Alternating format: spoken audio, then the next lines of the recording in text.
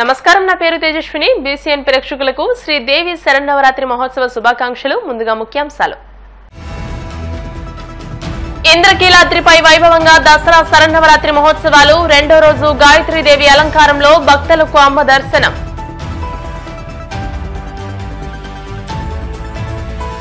ముత్యాలంబపురంలో వైభవంగా దసరా శరన్నవరాత్రి మహోత్సవాలు. రజిత కవచ అలంకరణలో భక్తులకు అమ్మ అభయం.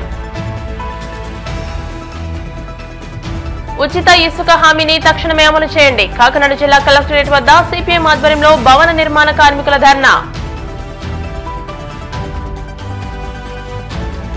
శ్రీకాళహస్తీశ్వర స్వామి దేవస్థానంలో వైభవంగా దసరా మహోత్సవాలు.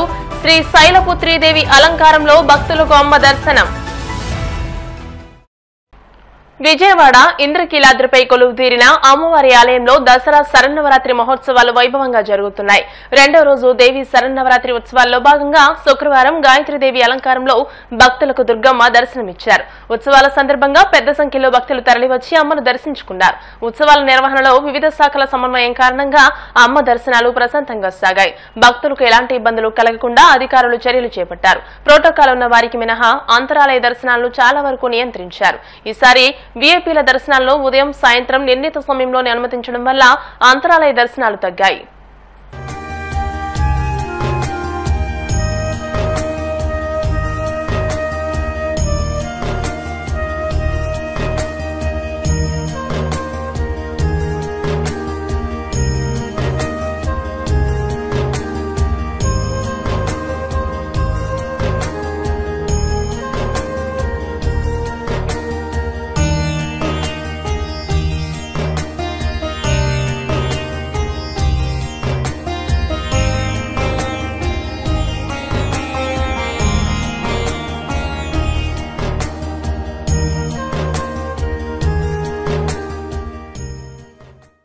పశ్చిమ గోదావరి జిల్లా తాడేపల్లిగూడెం మండలం ముత్యాలంబపురంలోని ముత్యాలమ్మను దసరా మహోత్సవాల్లో భాగంగా అమ్మవారిని రజిత కవచంతో సుందరంగా అలంకరించారు. అనంతరం చండీ హోమం, విశేష పూజలు నిర్వహించారు. ఈ పూజా కార్యక్రమాల్లో ఉంగుటూరు ఎమ్మెల్యే పచ్చమట్ల ధర్మరాజు, గూడెం టీడీపీ నియోజకవర్గ ఇన్ఛార్జ్ వలవల బాబ్జీలు పాల్గొని అమ్మను దర్శించుకుని పూజలు నిర్వహించుకున్నారు. వీరికి ఆలయ కమిటీ ఘన స్వాగతం పలికింది.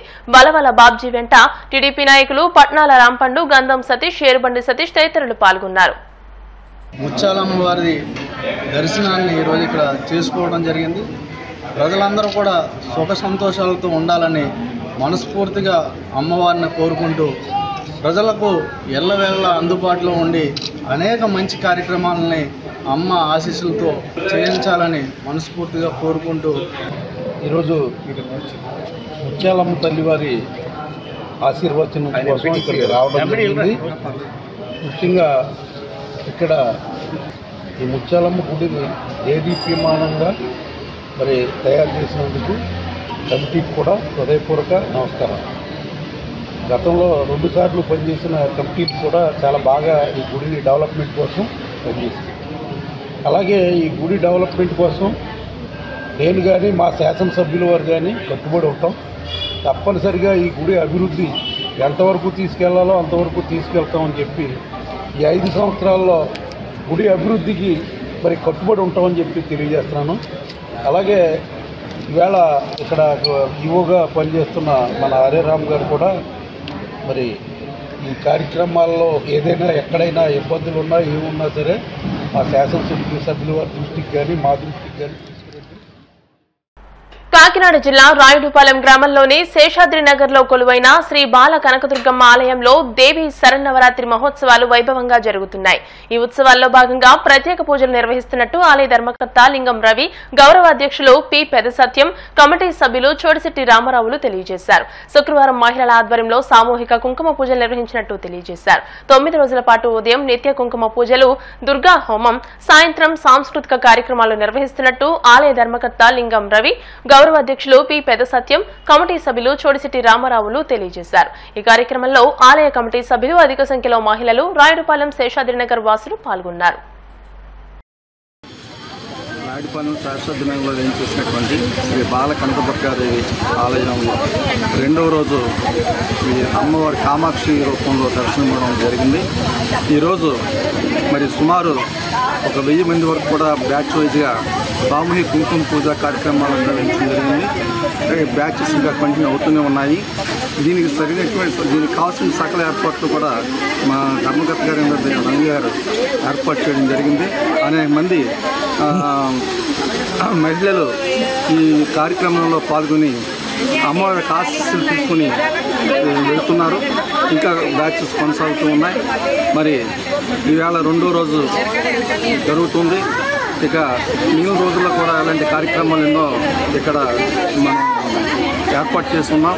కాబట్టి యావన భక్తులు కూడా ఇచ్చేసి మరి కార్యక్రమాలు జయప్రదం చేసి అమ్మవారికి ఆశీస్సులు పొందవలసిందిగా మరొకసారి కోరుకుంటూ సెలవు తీసుకుంటాం. ముందుగా కేసీసీ ప్రేక్షకులందరికీ కూడా విజయదశమి శుభాకాంక్షలు. అలాగే ఆలయం తరపు నుంచి కాలనీ వాసులకి అలాగే అమ్మవారి భక్తులందరికీ కూడా విజయదశమి శుభాకాంక్షలు తెలియజేస్తున్నా. ఈరోజు ప్రారంభించి 2వ రోజు. ఇక్కడ నుంచి ఈ 8 రోజులు కూడా అత్యంత వైభవోపేతంగా జరుగుతూ ఉంటాయి. వివిధ రకాల సాంస్కృతిక కార్యక్రమాలతో ముడిపడినటువంటి ఈ యొక్క విజయదశమిని ఏర్పాటు చేయడం కాలనీ వాసులందరూ అదృష్టంగా భావిస్తూ ఉంటారు. పెద్ద ఎత్తున ఇక్కడ భక్తులు విచ్చేసి సుదూర ప్రాంతాల నుంచి కూడా వేరువేరు రాష్ట్రాలే కాకుండా వేరువేరు దేశాల నుంచి కూడా ఇక్కడ భక్తులు హాజరయ్యి అమ్మవారి ఆశీస్సులు పొందుతూ ఉంటారు. ఇక్కడ పుట్టి ఇక్కడ పెరిగి వివాహం అయ్యి వేరే ఊర్లకు వెళ్ళిన వాళ్ళు కూడా ఈ సాంప్రదాయ బద్ధంగా ఇక్కడికి రావడం దర్శనం పొందడం. అలాగే ఇక్కడ ముత్తైదులందరూ కూడా వివిధ రకాల కార్యక్రమాలు ఏర్పాటు చేయడం జరుగుతుంది. పెద్ద ఎత్తున ప్రతి సంవత్సరం మించిన విధంగా దినదినాభివృద్ధి అన్నట్టుగా ఈ కార్యక్రమాలు నిర్వహించడం, దాదాపుగా 20వ సంవత్సరం దాటి 21వ సంవత్సరంలో అడుగుపెట్టడం మరి అత్యంత ఆనందదాయకంగా ఉంది. మరి నెక్స్ట్ రాబోయే సిల్వర్ జూబ్లీలో భారీ ఎత్తున కార్యక్రమాలు నిర్వహిస్తామని చెప్పి తెలియజేస్తూ ఆలయ కమిటీ తరఫున ఈ అవకాశం ఇచ్చిన కూటమి పార్టీలు గత ఎన్నికల్లో ఇచ్చిన ఉచిత ఇసుక హామీని తక్షణమే అమలు చేయాలని రాష్ట్ర వ్యాప్త ఆందోళనల పిలుపులో భాగంగా కాకినాడ జిల్లా కలెక్టరేట్ వద్ద శుక్రవారం సిపిఎం పెద్ద ఎత్తున ధర్నా చేపట్టింది. ధర్నాను ఉద్దేశించి పార్టీ జిల్లా కన్వీనర్ ఎం రాజశేఖర్ మాట్లాడుతూ గత ప్రభుత్వ హయాంలో ఇసుక లభించకపోవడం, రేట్లు పెరిగిపోవడం, విచ్చలవిడి అవినీతి వల్ల ప్రజల్లో తీవ్ర అసంతృప్తి ఏర్పడిందన్నారు. ఇసుక సమస్యపై ఆగ్రహంతో వైసీపీ ప్రభుత్వాన్ని గద్దెదించారని, ఉచితంగా ఇసుక ఇస్తామని హామీ ఇచ్చి టీడీపీ కూటమి ప్రభుత్వం అధికారంలోకి వచ్చిందని అన్నారు. 100 రోజుల పాలనలో చూస్తే ఇసుక విషయంలో గత ప్రభుత్వానికి ఈ ప్రభుత్వానికి తేడా లేకుండా పోయిందన్నారు. రవాణా, ఇతర ఛార్జీల పేరుతో ఇసుక రేట్లు తగ్గించలేదన్నారు. ఇసుక అక్రమ రవాణా కొనసాగుతోందని, ప్రజాప్రతినిధులు, అధికార పార్టీ నేతలు పలుచోట్ల ఇసుకపై పెత్తనం చెలాయిస్తున్నారని అన్నారు. ముఖ్యమంత్రి పదే బహిరంగంగా హెచ్చరిస్తున్న పరిస్థితుల్లో ఎలాంటి మార్పు రాలేదని అన్నారు. హామీ ఇచ్చినటువంటి ఉచిత ఇసుక ఈ రోజుకి అమలు కావడం లేదు. ఈ జిల్లాలో అఫీషియల్గా 2.5 లక్షల మంది భవన నిర్మాణ కార్మికులు నమోదయ్యి ఉన్నారు. కానీ ఈ రోజుకి కూడా ఉచిత ఇసుక హామీ అమలు కాకపోవడం వల్ల భవన నిర్మాణ పనులు చాలా నత్తనడక నడుస్తూ ఉన్నాయి. కార్మికులకు ఉపాధి లేకుండా ఉంది. రాష్ట్ర ప్రభుత్వం ప్రకటనల మీద ప్రకటనలు చేస్తాం తప్పించి పాలసీ ఈ రోజుకి కూడా అమల్లోకి రాలేదు. గతంలో గుట్టలు పెట్టినటువంటి ఇసుక అంతా కూడా ఏమైపోయిందో కూడా తెలియదు. గత ప్రభుత్వానికి ఈ ప్రభుత్వానికి ఏమీ తేడా లేకుండా ఉంది. యూనిట్ 6,000 రూపాయలు చొప్పున ఈరోజు ఇసుక దొరుకుతూ ఉంది. అంటే గత ప్రభుత్వంలో ఇసుక చాలా ఖరీదైపోయింది. మా ప్రభుత్వం వచ్చిన తర్వాత ఇసుకని తక్కువ రేటుకి అమ్ముతామని చెప్పి ప్రకటించినటువంటి ప్రభుత్వ హామీ నేటికి అమలు కావడం లేదు. ఈరోజు మధ్యతరగతి ప్రజానీకం, సామాన్య ప్రజానీకం అప్పులు చేసి ఇల్లులు కట్టుకుంటూ ఉంటే ఇసుక చాలా ఖరీదైపోయి ఖర్చుతో కూడుకున్నటువంటి పరిస్థితి ఉంది. ఎప్పటికైనా రాష్ట్ర ప్రభుత్వం ఆలోచించి ఖచ్చితంగా ఉచిత ఇసుక హామీని అమలు చేయాలి. తక్కువ ధరకి అమలు చేయాల్సినటువంటి అవసరం ఉంది. యూనిట్ ఛార్జీలను నిర్ణయించాల్సినటువంటి అవసరం ఉంది. ఇసుక నిల్వలని బయటకు తీయాల్సినటువంటి అవసరం ఉంది. అంతేకాదు ఏదైతే ఇసుక నిల్వలు పెట్టి మాఫియా ఈరోజు దాన్ని అడ్డగోలుగా ఎక్కువ ధరలకు అమ్ముతున్నారు, అన్నిటి మీద కూడా చర్యలు తీసుకోవాలని. జిల్లా వ్యాపితంగా ఇసుక ర్యాంపులు ఊరడని ఉన్నాయి. వేల టన్నుల ఇసుక లభ్యమవుతూ ఉన్నాయి. వాటిని ప్రజలకు అందించే పనిలో ప్రభుత్వ యంత్రాంగం లేదు. వైసీపీని పట్టుకునే రోజు బూతులు తిట్టడం మానేసేసి ప్రజల గురించి ఆలోచిస్తే తక్షణం పని జరుగుతుందని చెప్పి ప్రభుత్వానికి తెలియజేస్తున్నారు. భవన నిర్మాణ కార్మికులు కానీ లేకపోతే భవన నిర్మాణం చేసుకునేవాళ్ళు కానీ ఉచిత ఇసుక ఇవ్వాలని ఎవరో కోరుకోవట్లేదు. అసలు ఉచిత ఇసుక ఇస్తామని గవర్నమెంట్ చెప్పింది కాబట్టి ఏమంటున్నారు తప్ప ఉచిత ఇసుక ఎవరికి అవసరం లేదు. మామూలు రేట్లకే అమ్మండి. ఇంత క్రితంలో వైఎస్ఆర్ పార్టీ అధికారంలోకి వచ్చిన తర్వాత వెంటనే చేసిన పని ఏంటంటే ఇసుక ఆపేశారు అంతే. అంటే మా పొట్టగొట్టు ఎంచుమించుకు 1 సంవత్సరం పాటు ఏడిపించారు.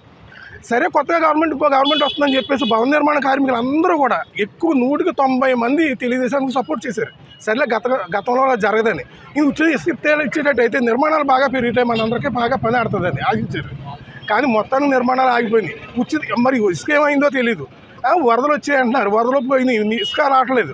భవన నిర్మాణ కార్మికులు నేను కోరుకునేది ఏంటంటే ఇసుక అవసరం లేదు, డబ్బులు ఇచ్చే తీసుకోండి, కానీ ఇసుక తొందరగా సప్లై చేయండి.